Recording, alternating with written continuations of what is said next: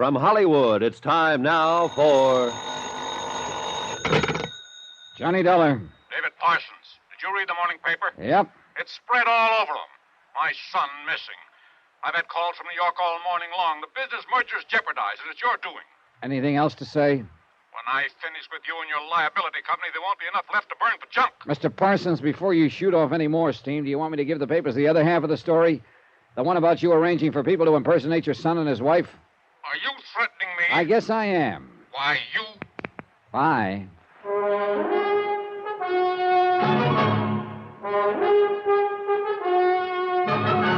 Tonight and every weekday night, Bob Bailey in the transcribed adventures of the man with the action-packed expense account, America's fabulous freelance insurance investigator. Yours truly, Johnny Dollar.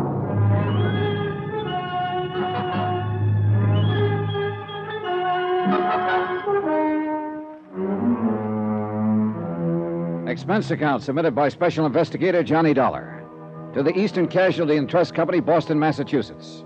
The following is an accounting of expenditures during my investigation of the Callicles matter. Item 11, 10 cents, one newspaper. I lied to Parsons about seeing the paper. I hadn't seen it at all.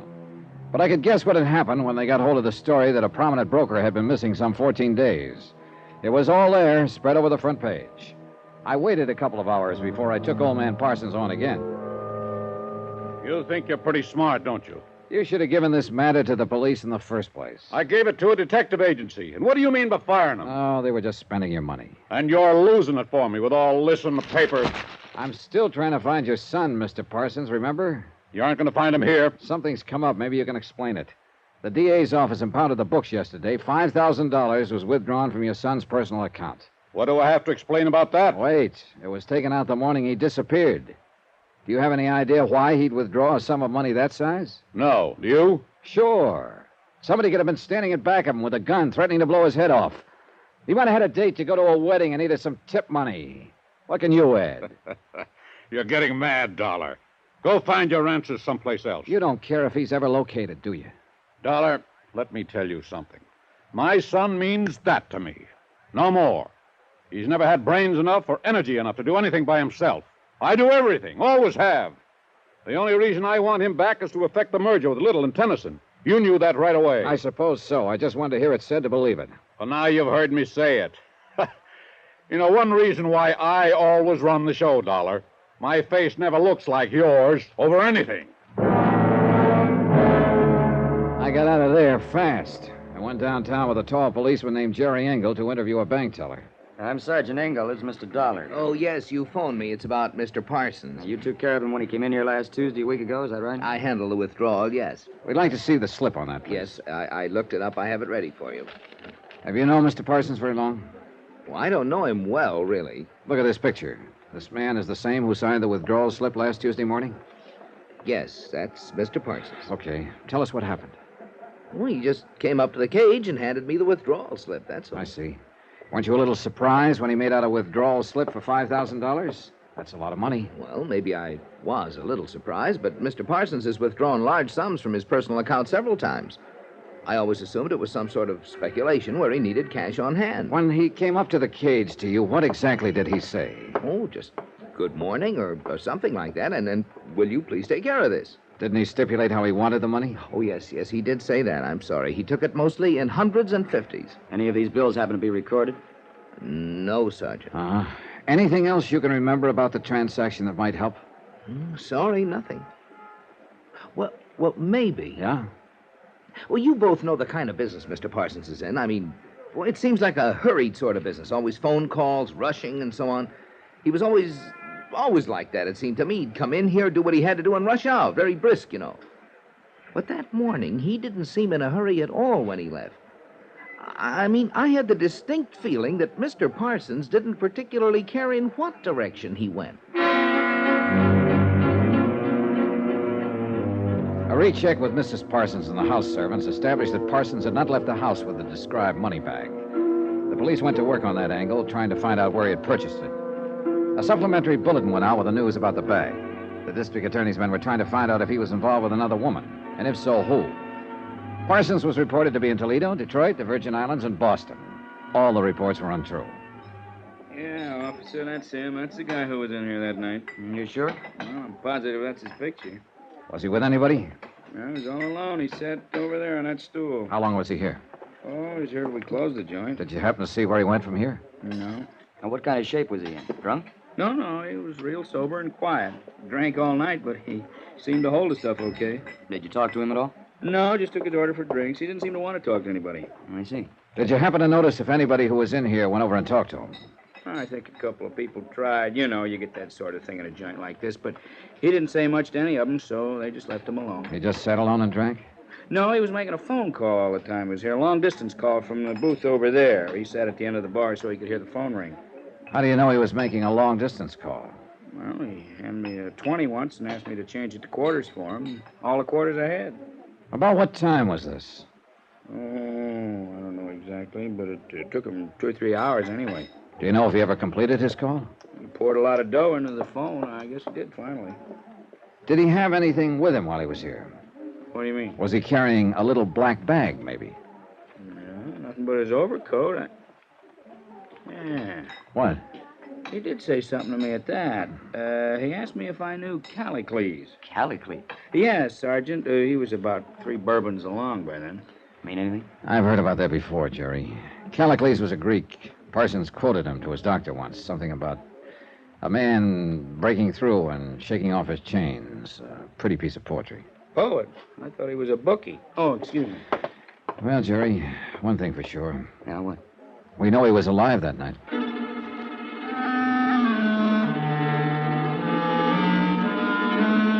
Jerry Engel started a check with the telephone company. Their records disclosed that David Parsons had placed a call from the pay booth in the bar on the night in question. It had been a person-to-person call to a Kenneth Temple in San Francisco. We tried to place a call to the same number, but there was no answer. We waited another 2 hours trying to complete the call, and the operators were still trying when we drove out to the Parsons residence once more. Mrs. Parsons gave us a cool greeting. I certainly don't appreciate any of this. You're responsible, Mr. Dollar, for all this publicity. We don't have to go into that, Mrs. Parsons. We need your help now. We found out that your husband called a man named Kenneth Temple in San Francisco the night he disappeared. Oh? That name, Kenneth Temple, does it mean anything to you? No, I've never heard it before. Mr. Parsons never mentioned it to you? Well, I can't say for certain, but it's not familiar to me at the moment. Have you ever been to San Francisco? Yes. When? Twice. Going to and coming back from Hawaii 2 years ago. Has Mr. Parsons ever been in San Francisco? He was on the same trip. This name, Temple, maybe it was someone you met while you were there. No, I don't recall meeting anyone there at all. Sergeant. Yes? All this has been quite upsetting, quite nerve-wracking, really. I don't know what progress you people are making, but I do wish it would all be handled soon. Excuse me, please. Sure. Well, this isn't getting us very far. I don't get it. Hello? Who? Oh, yes, operator. Just a moment. It's for you, Sergeant. Oh, thanks. Probably San Francisco operator. Thank you. This is Sergeant Engel. Yes? Oh, hello, Mr. Temple. This is Sergeant Engel, Missing Persons Division, Los Angeles Police. We're trying to locate a man named David Parsons. Huh? All right. He's there now. He's going to put him on. David? Well, let me talk to him. Just a minute. That an extension? Oh, yes. Please. I'll get it. Let me talk. Hold it a minute. Mr. Parsons? I've been pretty worried about you. Yes. Yes, she's all right. She's right here. Okay, Mrs. Parsons. Here, take it. David? How are you? Oh, it's so good to hear your voice, David. When are you coming home? Your father and I have been... I read about it in the papers. Now, I want you to listen to me, Dorothy. Dad's going to ask you, so listen. But... Listen to me. I'm listening, David. Do you remember all the times that I've asked you to talk to me? The times during these years when I've wanted companionship, warmth, a home that was lived in? Each time I asked for these things, you were always too busy, too taken up with things outside my life. Do you remember all that? Oh, yes, David, I remember all that. Well, this is the end of you and me. But your father... It's the end of Father and me, too, Dorothy. You tell him that. He probably won't believe it, but you tell him the merger's all his. He'll have to get another figurehead. Oh, you'd be so angry. Dorothy, what I'm trying to say is his anger doesn't worry me anymore. Oh, what about me? I never worried you. David. I'm going away. A long sea voyage with Temple. You don't remember him, but he was a sailor I used to talk to aboard ship when we went to Hawaii. He has a boat now. I'm shipping on it. Well, when will you be back? I won't be back. David. Now, will you put that police officer on? Hello, Mr. Parsons. Who's that? My name's Johnny Dollar. I've been trying to find you for 2 weeks. I'm an insurance investigator. Oh. I found out quite a lot about you. I want to make sure I'm talking to the right man. I won't answer a lot of questions. Just one. It's not even a question. Callicles. Oh. Mean anything? I don't know who you are. I didn't even get your name, but you did find out. If there were a man who had sufficient force, he would shake off and break through and escape from all this. He would trample underfoot all our formulas and spells and charms, and all our laws which are against nature. The slave would rise in rebellion and be lord over us. So far as the police were concerned, there was nothing more to do. So far as the insurance company's concerned, we'll have to sit on a $100,000 bond and hope that David Parsons will return to his life in Los Angeles when he gets whatever it is out of his system. Expense account total, $1,100.59. Remarks? Just Mrs. Parsons, to me. She asked why he never talked about this to her. I told her he did. No one ever listened. She didn't understand that either. Yours truly, Johnny Dollar.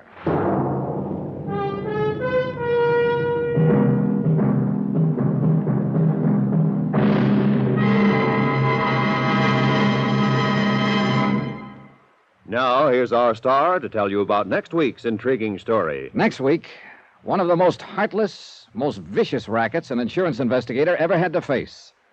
Join us, won't you? Yours truly, Johnny Dollar.